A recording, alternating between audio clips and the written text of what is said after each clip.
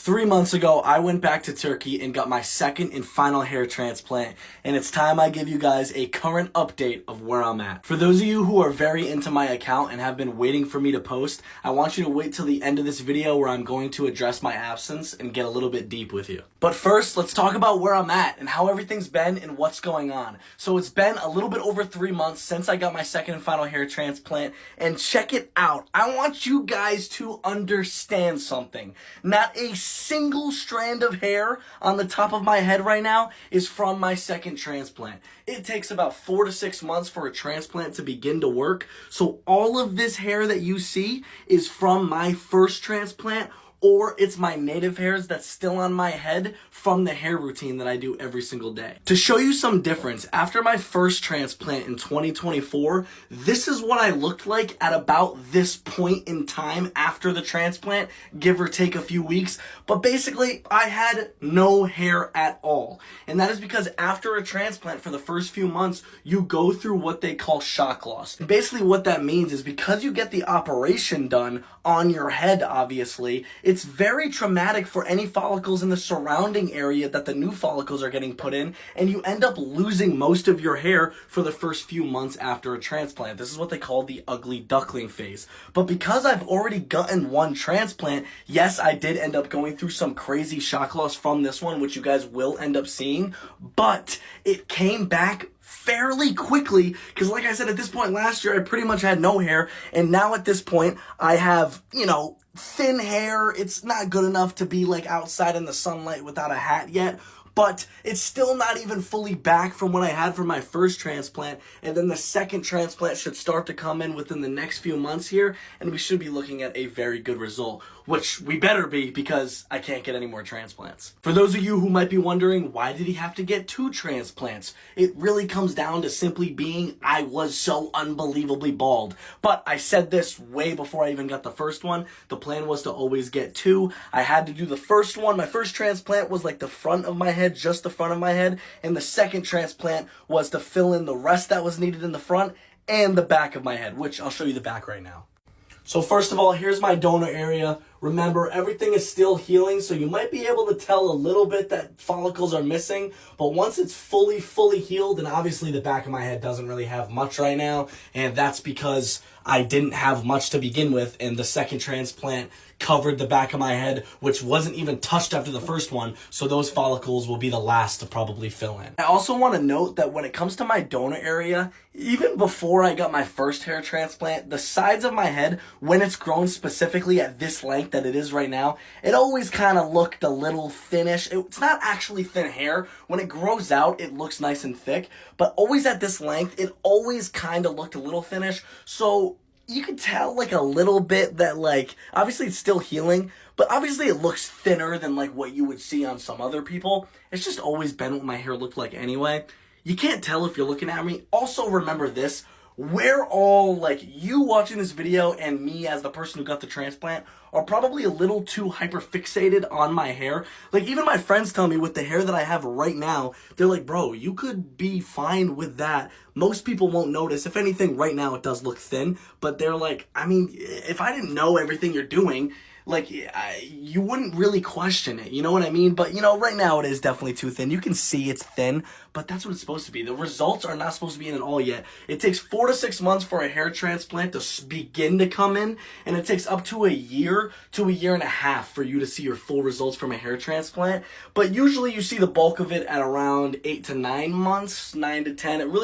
It's different for everyone. I didn't really see results from my first transplant until month 7 through 9, and that's when I started to see it. And right at the time that I got the second transplant, that's when it was really starting to thicken up, because I didn't even get to finish that full timeline because I was fully healed and ready for my second transplant. But as far as maintenance goes, I've also been getting PRP sessions once a month. I have my final one that I need this Friday, so a couple days from now. Those have been filmed as well, so when those come out, you'll be able to see that process. PRP is basically they take my blood, spin it in a little dial, separate the plasma from it, and inject it into my scalp. It's good even if you don't get a transplant to try to regrow some hair. It helps revive those dormant follicles that might not be strong enough to grow hair anymore.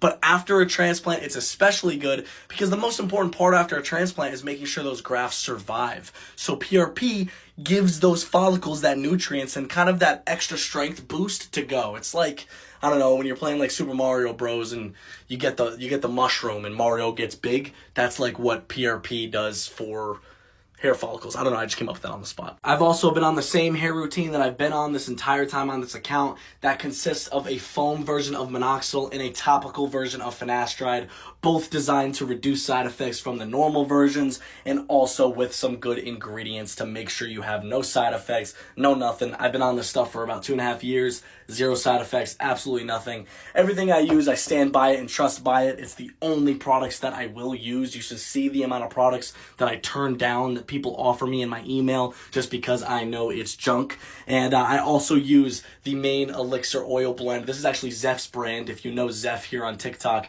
great stuff, all natural ingredients, all natural oils. I mean, it's good stuff. I use this about 3 times a week. I use the finasteride once a day, and I use the minoxidil twice a day. And I haven't started derma rolling yet just because it's only been 3 months. They say to wait a little while to derma roll, and also I've been getting PRP, which is a pretty painful procedure where they stab your head, like I said, once a month. So I think I'm just going to wait to start derma rolling on my own until about, the 6-month mark probably. Maybe a little earlier. I'll do some research on when I can begin that. But since my head is almost constantly healing right now, I just wanted to wait before I start stabbing it myself. As far as the recovery went for this transplant, it was fairly easier than last time. My head didn't swell nearly as much, and you will see when all of that content gets dropped, which brings me to the point that I was talking about at the beginning of this video.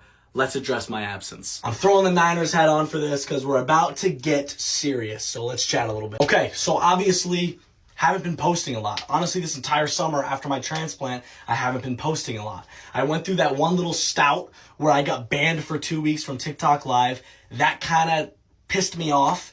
And then I was going to post a bunch after that. And then what I decided to do, because it made the most sense for me, was to take a much needed little mental health break. It really was the simple fact that I just got burnt out. I was so burnt out. I was so fixated on my phone, so constantly thinking about TikTok and what's next. And I have a lot of other stuff going on in my life as well. I'm a senior in college. That was starting back up again soon. I had a lot of other stuff that I had to get in order.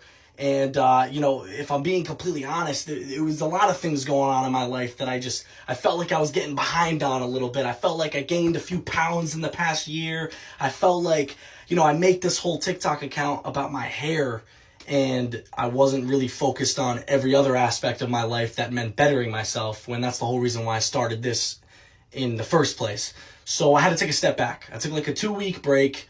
That's why I haven't posted at all in 2 weeks. Just to not even tell myself I'm going to post, just say you're not going to post. Just take a break and just rest a little bit. Get your mind right. Set a plan. Do all this and get back on track. So I figured the best way to start that off today is, I've had this plan for about a week now, is to just make a current update so you guys see where I'm at today. And then I will continue uploading all the content because I've also been making videos. I just haven't posted them and edited them since I've been back. So my whole recovery is there. So you guys will see that. And there's a lot of people who don't follow it day to day. So it'll pop up on the For You page. And all the education, the reason why I make this stuff, it will be there for you. But I do apologize. I want you guys to know that I really do feel sorry. For those of you who actually really are tuned in all the time and waiting for me to upload and those videos weren't coming out, I apologize. That's nobody's fault but mine. And yeah, but I also don't regret it. I had a video a couple videos back that went kind of viral, and there was like a small clip at the beginning of the video where my shirt was a little wrinkled, and it had like 1.7 million views or something. And I must have got 1,000 comments of people literally mad at me that my shirt wasn't wrinkled. That my shirt was wrinkled at the beginning. I was in Turkey and I had just gotten surgery. I had 1,000 holes in my head. I didn't give a fuck about a wrinkled shirt. But I got a bunch of comments, and that's the internet, I know. But it was stuff like that. I just needed a break. I didn't need the whole internet to have an opinion about me for a little bit. But with that being said, I really do feel like I'm in a very good mental spot now. I feel like I'm ready to attack. I'm ready to start a new era here. And I'm super excited to show you guys the results from this transplant and educate and show you guys the whole process that it's been. Luckily, though, it is a very good time, or it was a very good time for me to take a break, because these first few months after a transplant isn't very eventful.